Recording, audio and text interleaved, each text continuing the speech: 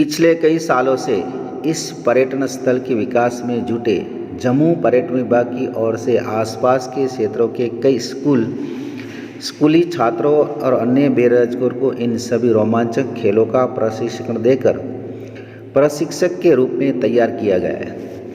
पर्यटन विभाग की योजना के अनुसार इससे स्थानीय लोगों को रोजगारी भी मिलेगा और वे आने वाले पर्यटकों इन पत्नीटॉप में आकर पर्यटक अपने आप को कश्मीर में पाता है, क्योंकि पत्नीटॉप की समुद्र तल से ऊंचाई श्रीनगर से भी अधिक है और जम्मू श्रीनगर राजमार्ग के बीच पत्नीटॉप ही एक ऐसा स्थान है जो सबसे ऊंचा और सुबह सवारे पड़ने वाली धुंध व कोहरे के बीच सुबह की सैर का अपना ही आनंद होता है।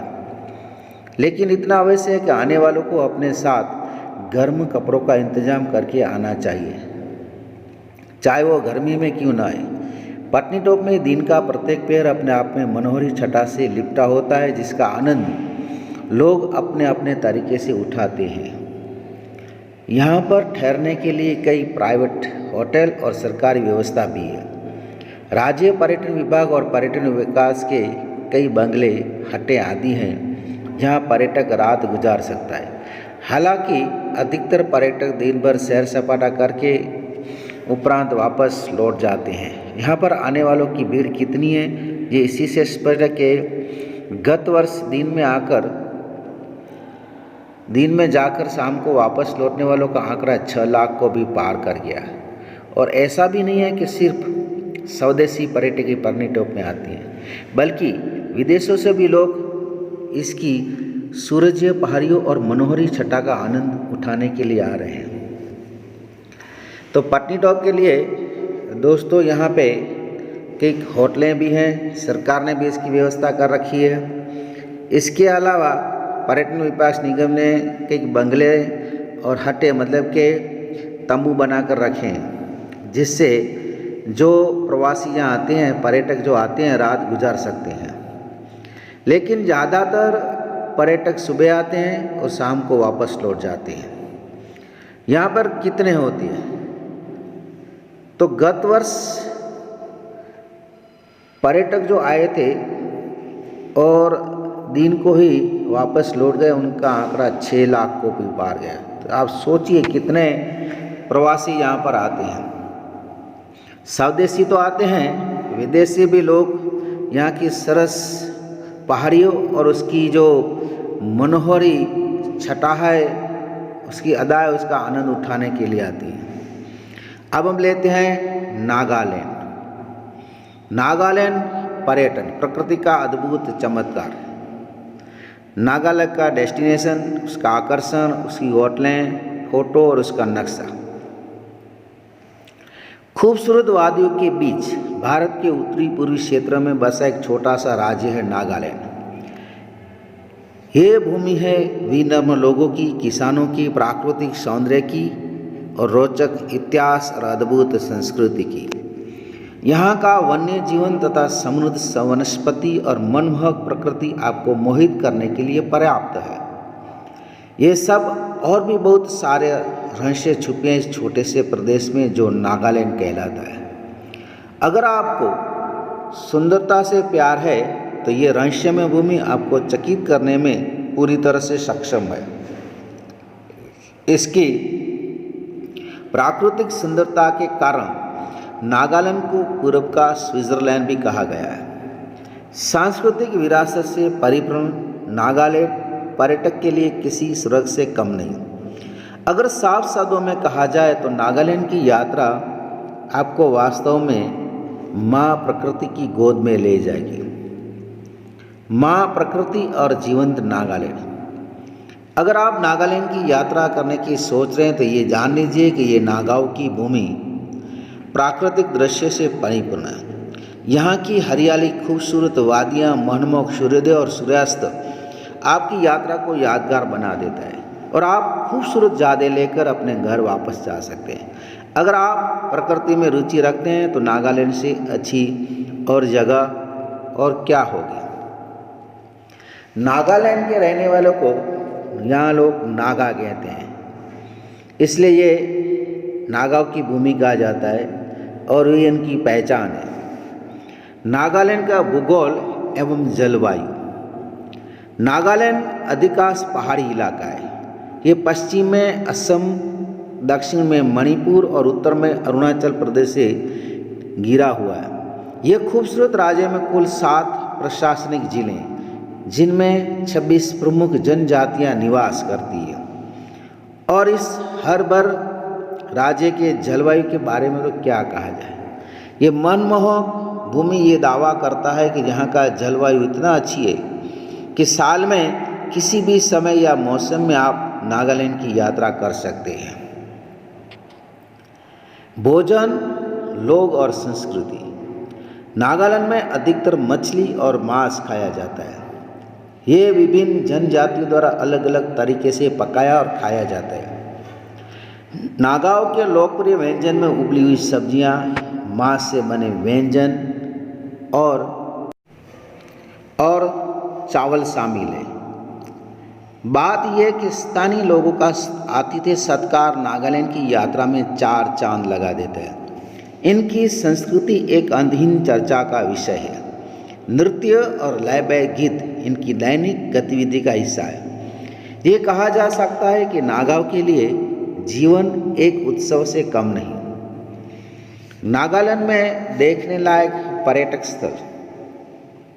नागालैंड के कुछ आकर्षक और लोकप्रिय स्थानों में से है कोहिमा, दीमापुर, मौन, दोखा, फेंग, पेरेन इत्यादि।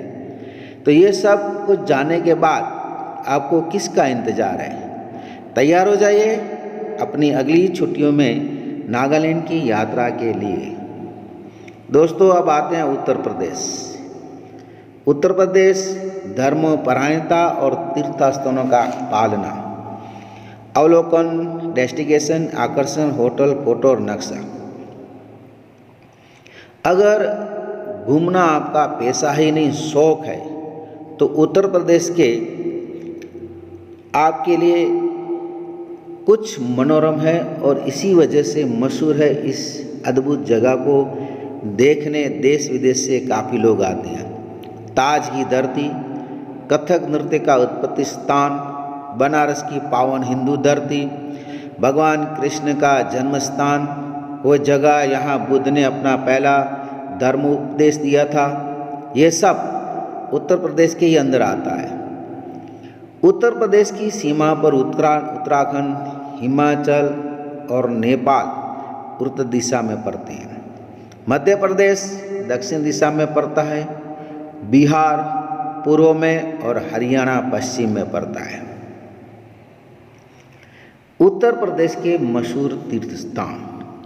भारत में भक्ति पर्यटन के लिए अगर उत्तर प्रदेश को शुमार न किया जाए तो कुछ अधूरा रहेगा। उत्तर प्रदेश पर्यटन श्रद्धालुओं के लिए अपनी ओर आकर्षित करती है क्योंकि यहाँ काफ़ी मशहूर तीर्थ स्थल है।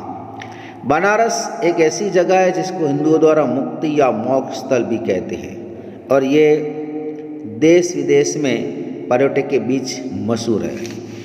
दोस्तों, हिंदुओं के अंदर एक मान्यता है, अगर आपको जीवन मरण के फेरे में से मुक्ति चाहिए तो आपको बनारस आना पड़ता है और बनारस के अंदर अगर आपकी मृत्यु हो जाती है तो आपको मोक्ष मिल जाती है।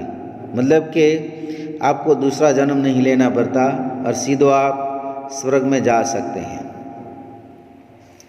उत्तर प्रदेश से एक बेहद पवित्र जगह है और वैष्णो के लिए महत्व भी। भगवान कृष्ण और राम की जन्मभूमि क्रमशः मथुरा और अयोध्या भी उत्तर प्रदेश में है। कृष्ण से जुड़े अन्य स्थल जैसे वृंदावन और गोवर्धन है, जहाँ लोग पूरे साल उत्सव और उल्लास के लिए जा सकते हैं। राम के बेटे लव और कुश का जन्म स्थान बिठूर भी यही है। महान संत जैसे कबीर, तुलसीदास और सूरदास भी इस धरती पर हुए, जिनकी धर्मपरायणता से ओतप्रोत गीतों के प्रति लगाव मशहूर है। इलाहाबाद सबसे पुराने शहरों में गिना जाता है और यहीं पर 3 महत्वपूर्ण और पावन नदियाँ गंगा, जमुना और सरस्वती का संगम होता है। इस जगह पर मशहूर कुंभ मेला लगता है, जो देश और विदेश से भक्तों, यात्रियों और तस्वीर प्रेमी को अपनी ओर आकर्षित करती है। ये बौद्ध धर्म के लोगों के लिए भी महत्वपूर्ण जगह है, क्योंकि सारनाथ में ही बुद्ध ने अपना पहला धर्म उपदेश दिया था। कौशाम्बी में अशोक स्तंभ है, जहाँ पर बुद्ध ने कई धर्म उपदेश दिए। श्रावस्ती में बुद्ध ने कई साल गुजारे और कुशीनगर में उन्होंने नश्वर गुंदर गिराया। प्रभासगिरी हिंदू और जैन दोनों धर्म के लोगों के समान रूप से महत्वपूर्ण है।